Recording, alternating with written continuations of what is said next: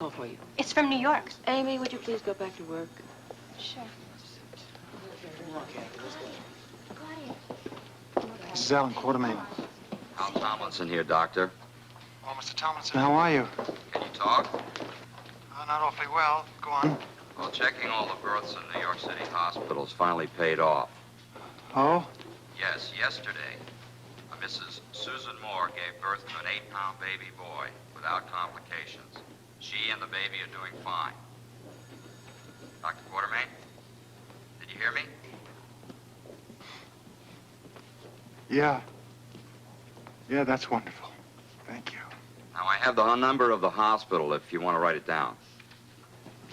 Yes, I do. Can you hang on for 1 second, Mr. Tomlinson, please?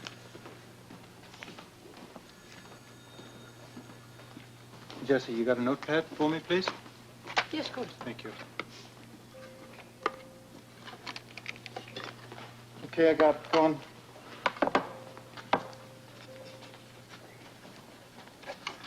Okay, I've got it. Thank you, Mr. Thompson. You did a swell job. Glad to do it. I'll take over from here. All right. Now, if there's anything else I can do for you, just let me know. You know what I'd really like you to do? I would love it if you could just stop this lousy weather here in Port Charles that's keeping us all prisoner. That would be wonderful. Thanks again. Thank you, Jesse. I wish Mikos would contact us. Monica, come on, eat just a little more. You have to keep up your strength. You're incredible. You really are, Audrey. I mean, you have so many things on your mind, and yet you're still worried about me having something to eat. Well, I must say, I do have Steve on my mind. I know I'm going to have to wake him soon. And I just hate to. I have never seen him so exhausted. For heaven's sakes, why don't you let him sleep? Well, I can't, because that Mikos Cassadine is going to be calling soon, and Steve must be there. You know, I really don't believe this. Is this really happening? What is happening to this world? Well, it really is happening, I'm afraid, and it's going to go on for some time. Oh, Alan, your tea. I'm afraid it's cold. Shall I get you some more? No. It's all right. I checked with the OR. Yes, Anne? Nothing. The operation is still going on, Monica. But it's been going on for so long, Alan. Look, it's very complicated surgery. I don't believe this. I mean, we are in the same building that our son's in, and he's fighting for his life, and there's absolutely nothing we can do. There's one thing that we can do, Monica. Yeah, I know. We can just pray. That's all, I guess. You bet. For our son. For everybody. Dr. Gonzalez. Sit down, please. Please, I'd like to discuss the operation. Discuss? What do you mean, Rick? Well, discuss what? What's happened? Monica, just relax. Please, sit down. The operation was okay. Your son pulled through, and he's doing just as well as could be expected. Please, sit down. Okay, we're set down now. Now cut out the surgical double talk. You're talking to 2 doctors and tell me exactly what's going on. I want to know how my son is. He is all right. His vital signs are stable. Really, I mean it, Rick. I just want the truth.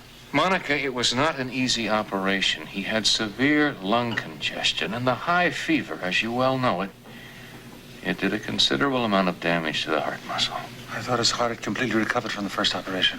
Alan, you know that no one ever completely recovers from surgery. There's always some kind of residual trauma, no matter how slight the operation. Rick, come on. We don't need lectures. Monica, I would love to promise you that your son will be fine, that the heart muscle will strengthen, but there is no such guarantee. It's the cold. It's this damn lousy cold weather. There's no question that the weather did aggravate your son's condition. And the weather could get worse. What do you mean the weather could get worse? What about him? I mean, he's in critical condition now, isn't he? No, he is not. I'm not saying that, Alan. What I am saying is that sometime tonight the hospital could lose power, could lose heat. And if that does occur, then anyone in recovery or in ICU will be traumatized, and that definitely includes your son. Yes. No, Rick, that isn't going to happen. Now, my son is going to be warm. There is going to be heat in this hospital. I mean it. I mean, I'll have to talk to Dan. This is not going to happen. Dan is doing... I mean it. Dan have is to doing realize this, and everything something will have to be possible. done about it, Dan Rick. is doing that now, Monica. I assure you. I just wanted to let you know exactly what you were facing. When the hell does it end? When does this storm stop? I don't know, Alan. I think we're all pretty much subject to the whims of Mrs. Cassadine. Oh. I hope your cousin Alex realizes just how much destruction and grief she's caused this city and the people who live in it. Excuse me.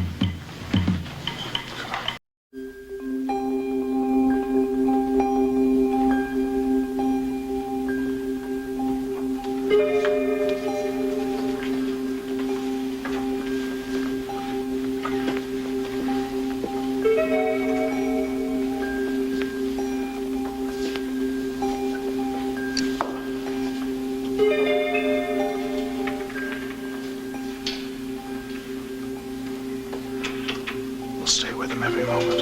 It's okay. Of course we will. We must, Alan. Listen. If the heat fails, we'll get blankets, and we'll pile the blankets on top of him, and we'll hold his hand, and he won't be frightened. It'll be all right. Nothing else matters in this whole world but our son, does it, Alan? No, nothing else. I mean, it's selfish. I know it is. I can't help it. It's the way I feel. Don't feel badly about it. I'm sure every other parent in Port Charles feels exactly the same way about their children, really.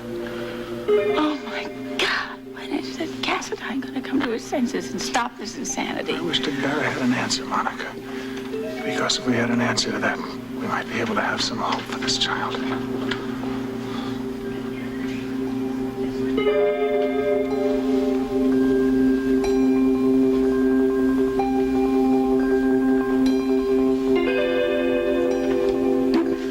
Hey, where'd you? Nothing. We're on standby. What exactly do you plan on doing?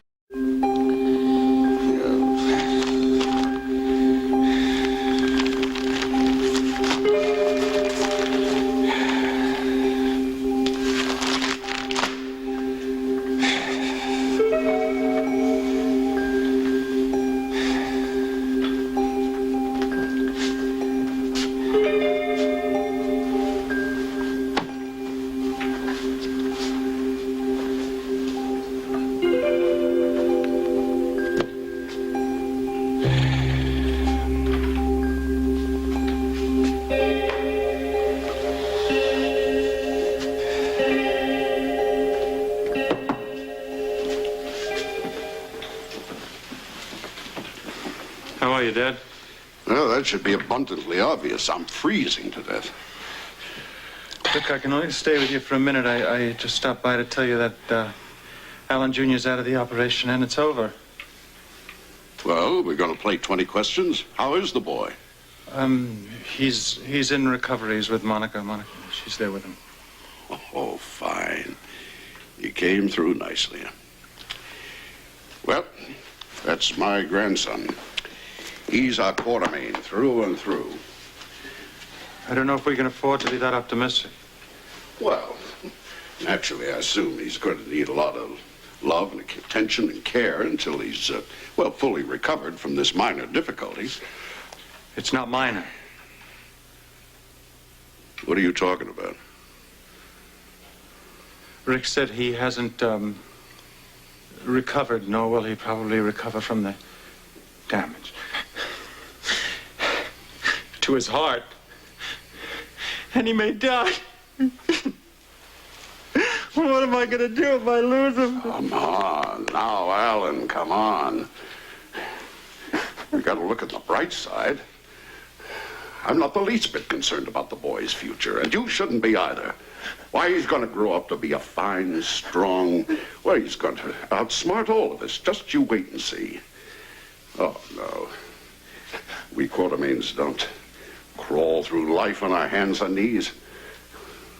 We stand up proud and strong and march right over adversity. Come on, Alan. The boy's going to be all right. We're going to watch him grow up to be a fine, strong young man. The same kind of man you are. Well, I'm not being very much of one now, am I? You really believe what you just said, don't you? With every fiber of my being. That boy is going to make it. You're terrific, you know that? You're terrific. I'm sorry for being so emotional. Oh, dear.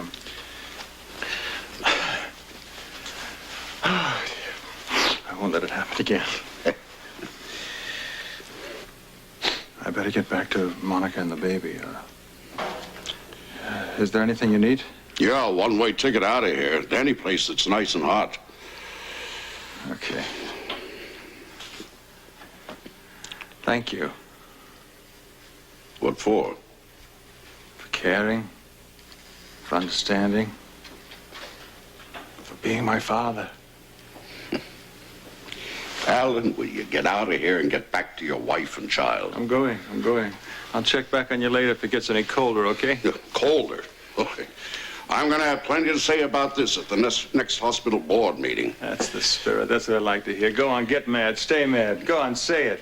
I'm mad as hell, and I'm not going to take it anymore. Well, I'm not. You know, obviously, this hospital is ill-prepared for this kind of an emergency, and I'm going to express that opinion to Steve Hardy loud and clear. Listen, he's got his hands full right now. Well, he may be chief of staff of this hospital, but he still has to answer to the board of directors. Oh, and Alan. Yes, sir. If there is any change in Alan Jr.'s condition, I'll let you know.